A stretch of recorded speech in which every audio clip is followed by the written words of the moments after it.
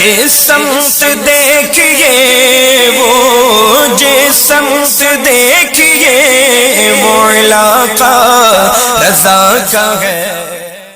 जी शाह फैसल साहब बोल रहे हैं? हाँ हाँ शाह फैसल जी, खैरियत से हैं? हाँ अल्लाह का शुक्र है। राहिल खान बोल रहा हूँ लखनऊ से। हाँ हाँ बोलिए।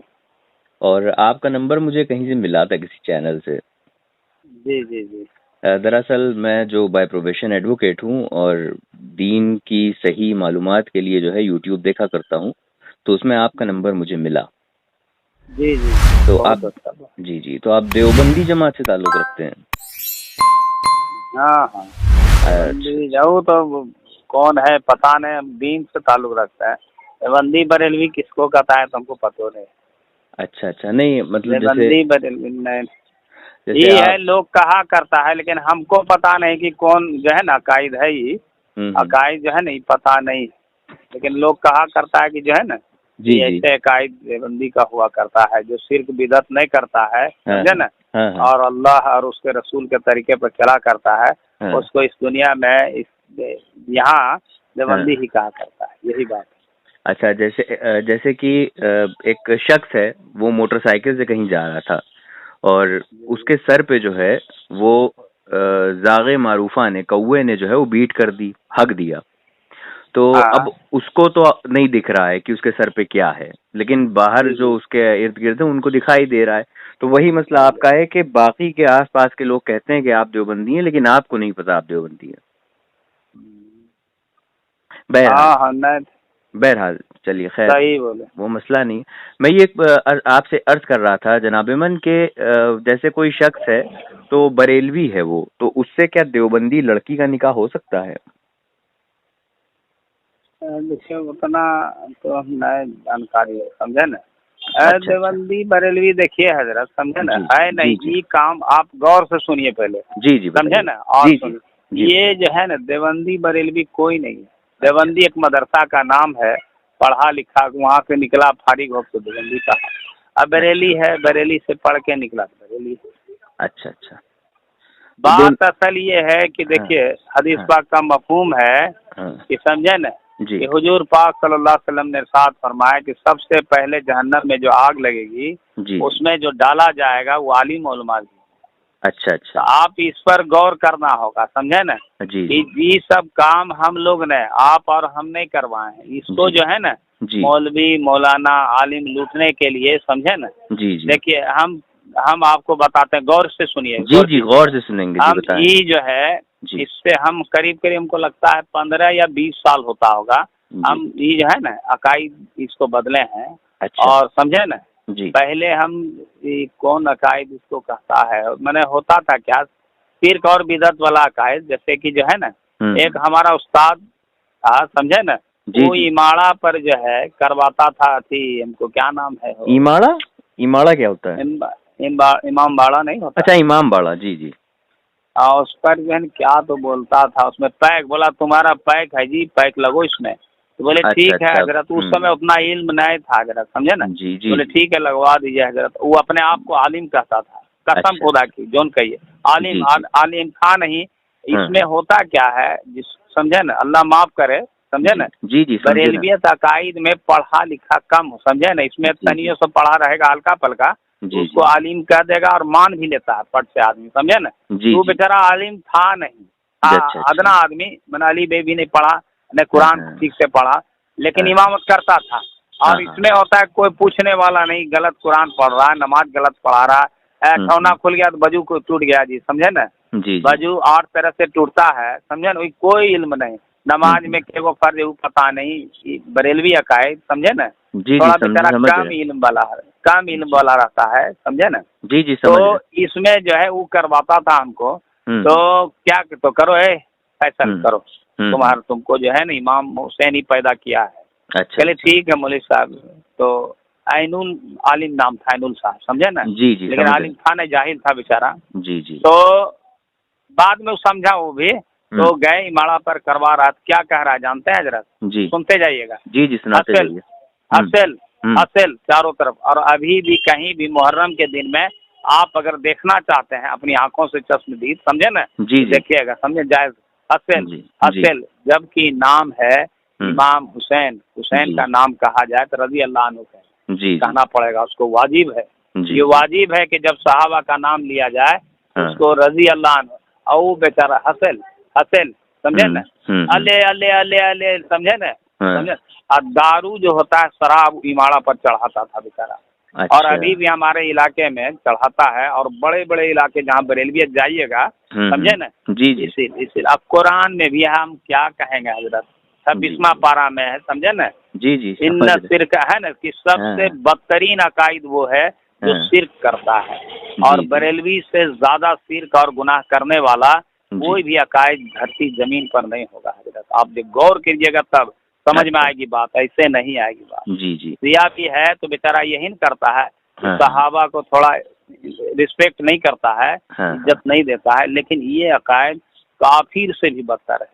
अच्छा, मतलब लेकिन एक बात और है, खूबी इसमें, जितना भी जमात से जुड़ रहा है, यहाँ पर मेरा साथी सब भी है, जितना भी जुड़ रहा है, या आप गौर करके देखिएगा, सब बेचारा बरेलवियत है। अभी इधर 4-5 दिन पहले ले गया एक आदमी को जमात में।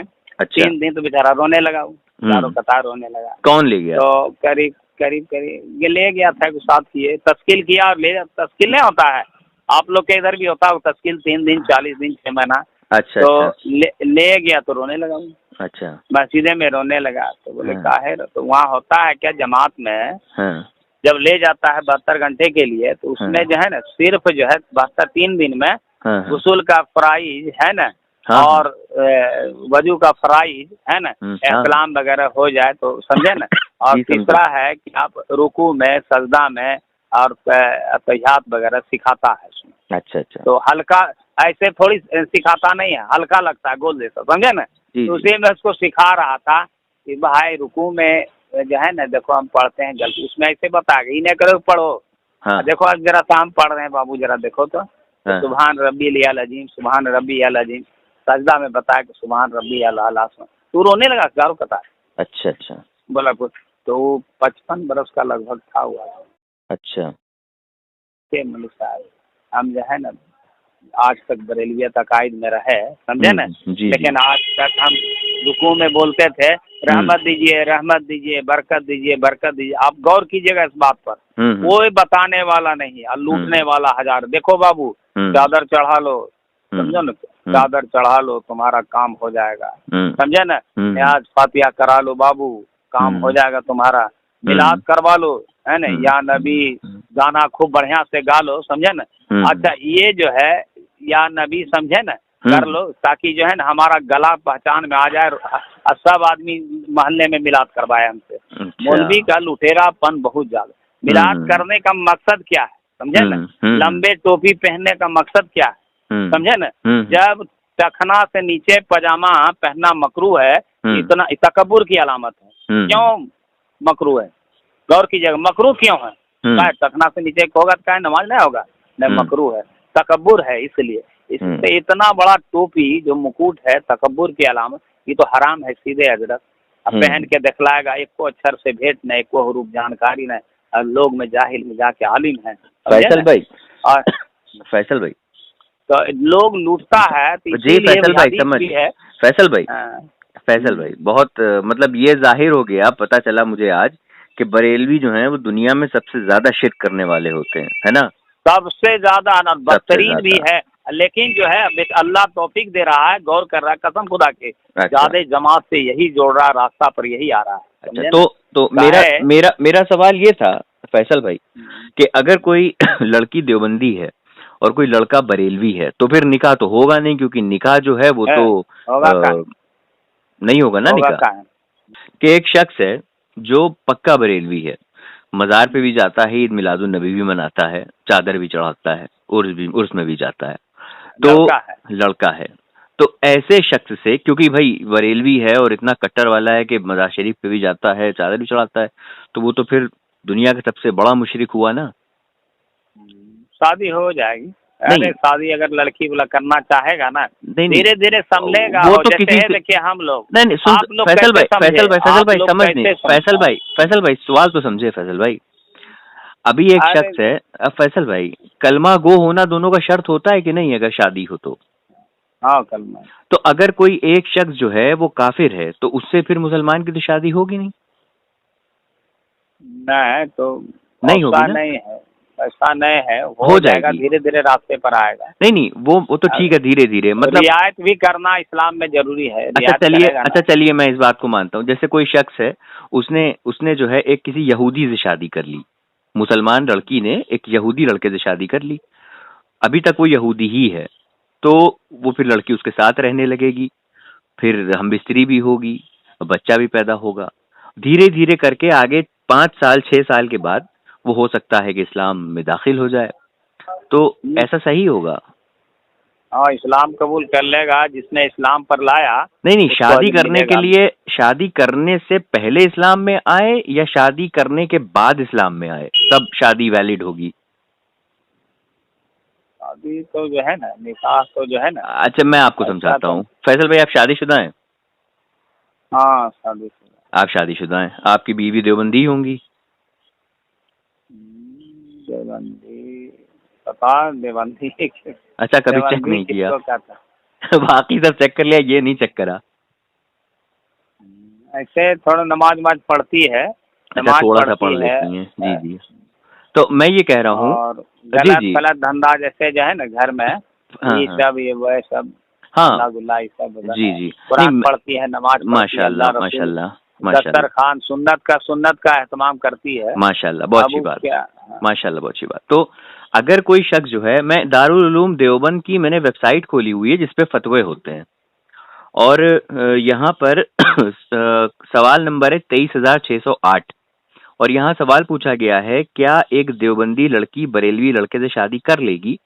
तो इसका जवाब आया है, जवाब का नंबर है फतवा नंबर 10/47/10/47 M बराबर 1431।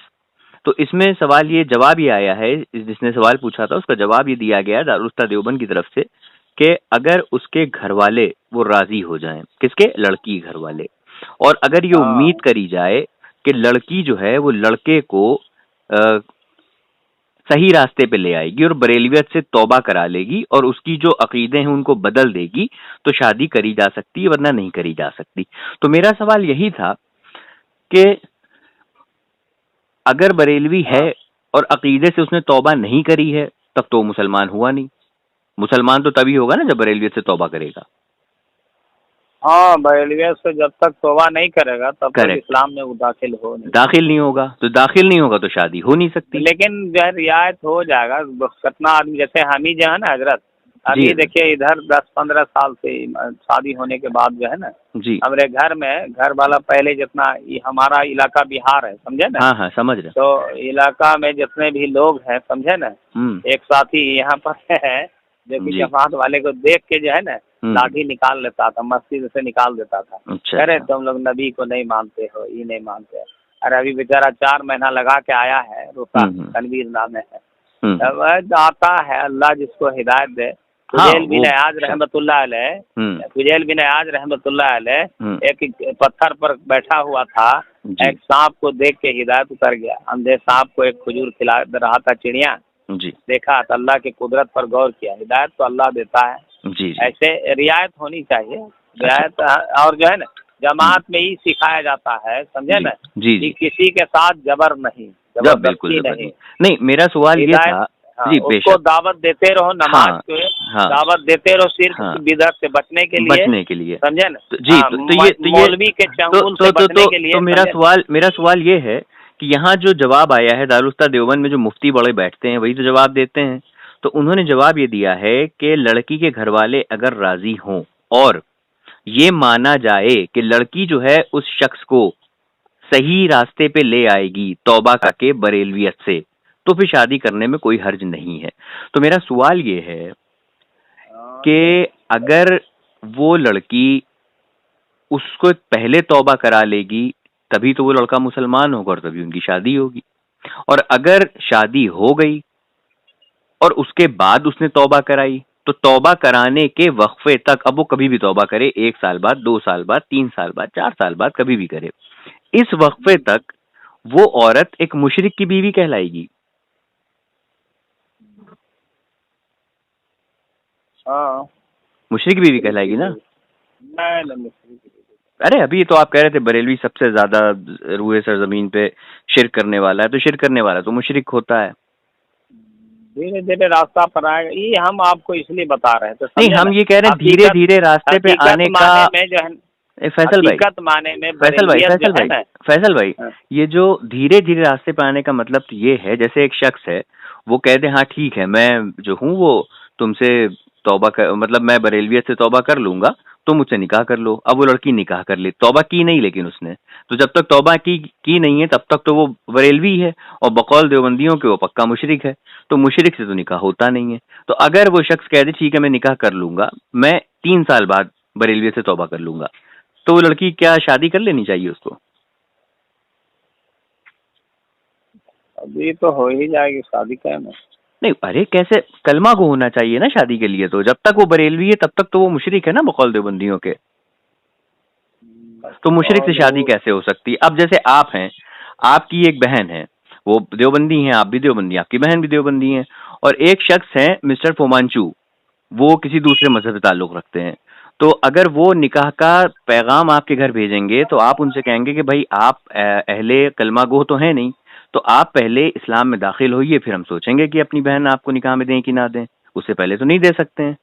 लेकिन जो देवबंद की तरफ से फतवा आया है, जो देवबंद की तरफ से फतवा आया है, वो यही फतवे पे मैं डिस्कस कर रहा हूँ कि जवाब ये आया है, सवाल ये था कि क्या एक देवबंदी लड़की बरेलवी लड़के से शादी कर सकती है, तो जवाब वहाँ के मुफ्ती साहब ने दिया है कि अगर घर वाले राजी हों और ये उम्मीद करी जा सके कि लड़की जो है वो लड़के को सही रास्ते पे ले आएगी और देवबंदियत से बरेलवियत से तौबा करा लेगी, तो ठीक है, वरना ऐसी बात तो है, समझे ना, घर वाले सिर्फ वो बात सेकंड में लेयर में लिखा है, जो पहली बात है कि घर वाले दोनों के राजी है तो हो जाएगा। हमें घर वालों से मतलब नहीं है, घर वाले इज अनदर थिंग, वो तो जरूरी है, सुनिए वली का होना जरूरी है, मैं मानता हूँ वली का होना जरूरी है, पर मैं यहाँ पर अगली लाइन पे आपसे सवाल कर रहा हूँ, पहली पे मेरा कोई इख्तिलाफ नहीं है, मैं ये पूछ रहा हूँ कि जो दूसरा जवाब लिखा गया है इसी लाइन में, सेकंड लाइन में, कि वो अगर ये उम्मीद करी जा सके, अगर ये उम्मीद हो कि वो लड़की जो है आएगा रास्ते पर, अल्लाह हिदायत देगा, तो धीरे धीरे अगर वो रास्ते पे आएगा तो वो तो हो सकता है उसको आने में 1 हफ्ता भी लग जाए, या हो सकता है 1 साल भी लगे, या हो सकता है 10 साल भी लग जाए।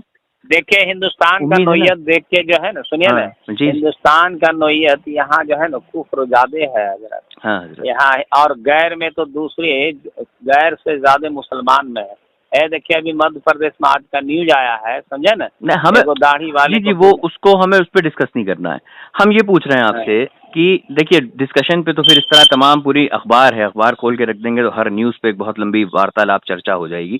मैं ये आपसे पूछ रहा हूँ कि जो ये फतवा आया है अहले देवबंद की तरफ से, काहे करते हैं, सुनिए ये सब चर्चा में नहीं लाइए, जी नहीं, चर्चा में ये जरूरी है कैसे ईमान वाला जो है ना सही रास्ते पर आवे, ईमान वाले नमाज पर आवे, सुन्नत पर आवे, है ना, ये बात पर बेशक बात का है, बेशक नहीं, सब देखिए कुफ्र पर लाने का जरिया है जो आप बोल रहे हैं। अरे नहीं ये तो अस्तगफिरुल्लाह, मैं कुफ्र पे लाने की बात नहीं कर रहा हूँ, मैं तो ये कह रहा हूँ कि जो अहले देवबंद की तरफ से जो फतवा आया है अहले, अच्छा आप ये बताइए कभी आप स्कूल गए, और दूसरे मसाइल जो है अच्छा जिक्र करते हैं। फैसल भाई, आप जब पढ़ने के लिए स्कूल जाते होंगे आपने देखा होगा, सुनिए इस बात को सुनिए, फैसल भाई चिल्लाए यार, जितनी तेज चिल्लाए यार, कहाँ से पढ़ता है क्या? आप सबसे पहले दिल में मान लीजिए कि बदतरीन अकायद जो कि अल्लाह के यहाँ कबूल नहीं है, समझे ना, वो बरेलवी से बदतर कोई अकायद नहीं। लेकिन आपके यहाँ तो लिखा है बरेलवियों के साथ निकाह जायज है, कर सकते हैं इस उम्मीद पे कि वो तौबा कर लेगा, और आप क्या फतवा है? नहीं है, नहीं गलती तो आपकी भी नहीं थी, गलती तो उस रात की थी, अगर सर का दर्द का बहाना करा होता तो कसम से फिर ये गलती नहीं कीजिएगा, गलती आपकी और हमारी नहीं है, मौलवी का और आलिम के लूटे कैसे आवाम को, कैसे लूटे ऐसे रोज 1000 रुपया 2000 रुपया, यहाँ आलिम यहाँ आलिम मुफ्ती की बात ही नहीं हो रही है, यहाँ आलिम मुफ्ती की बात ही नहीं हो रही है, यहाँ आलिम मुफ्ती की बात नहीं हो रही है, नहीं मैं यहाँ आलिम मुफ्ती की बात नहीं कर रहा हूँ, मैं तो सिर्फ उस मौजू पे टिका हूँ ना कि जब बरेलवी जो है बकौल आपके वो मुशरिक है, इतना रूए सरजमीन पर सबसे ज्यादा शिरक करने वाला है, तो आपने कहा जा रहा है कि अगर उम्मीद हो कि वो तौबा कर लेगा तो शादी हो जाएगी, तो जब वो अहले ईमान हो ही नहीं तो शादी कहाँ से हो जाएगी? अरे यार, कल को वो 3 साल रहे, बर्बाद करने वाले इंसान हो यार। मतलब जवाब नहीं है आपके पास ना। एग्जाम्पल देते हैं। देखिए, एग्जाम को पुल नहीं कहा जाता है। एग्जाम पुल का मतलब पता है क्या होता है? इम्तिहान को खींच दिया, एग्जाम्पल होता है, उदाहरण। आप माने कि नहीं कि बदतरीन इस जमीन पर बरेलवी से बदतर कोई भी अकायद नहीं है। आपका एक मिसाल भी पेश कर रहे हैं, कल था लेकिन आपके वहाँ देवबंदी, आपके यहाँ देवबंदी के मुफ्ती तो देवबंद के मुफ्ती तो कहते हैं बरेली से शादी हो सकती है। ना नहीं तो शादी कैसे हो सकती है जब अहले ईमान नहीं है? अहले ईमान नहीं है तो शादी कैसे हो सकती है? लुटेरे में से हो तुम यार। चलिए, 5 रुपया का झंडा ला के अब 50 रुपया में बेचा, 100 आदमी को जुलूस निकलवाया, मारपीट भी दारू पी शराब पी के करवा दिया। हम उसमें बहुत बातें कर सकते हैं लेकिन हम करना नहीं चाहते। तो मतलब दारुल उलूम देवबंद का फतवा ये है। करोगे कहाँ से? देखिए, अभी हम बताने पे आएंगे तो हम ये भी बताएंगे, अगर हम बताने पे आएंगे तो फिर हम ये भी बताएंगे कि गंगोही साहब किसकी दुल्हन बन के सोती थी। मैं भी ये भी बता सकता हूँ, लेकिन वो मौजू में ले नहीं जाना चाह रहा हूँ। पता चलेगा कब्र में, तुमको कब्र का तुमको यकीन ही नहीं है। जैसे काफिर मरता है, मरने के बाद कीड़ा बन जाएगा, उससे तुमको यकीन है क्या? काफिर मर के क्या बन जाता है? काफिर मर के क्या बन जाता है? यकीन है कि मरने के बाद कीड़ा मकोड़ा पैदा ले, उससे तुम्हारा यकीन है। कौन कीड़ा मकोड़ा बन जाता है? रहता तो आज ये बातें नहीं बोलते। अरे मैं तो एक सवाल पूछ रहा हूँ, कौन सी बातें? अरे 5 रुपए का झंडा, 5 रुपए का झंडा, 5 रुपए का झंडा नहीं, 5 रुपए का नहीं, 5 रुपए का नहीं, 60-70 रुपए के लाते हैं। अल्हम्दुलिल्लाह। और हमारी तरफ बेचता पता है कौन है? देवबंदी है, वो दुकान लगा के बेचता है। साला काफिर कहीं का, काफिर से भी बदतर। और चलो बस ठीक है, हो गया। जिन्हीं तो जगाना था तुम्हारा।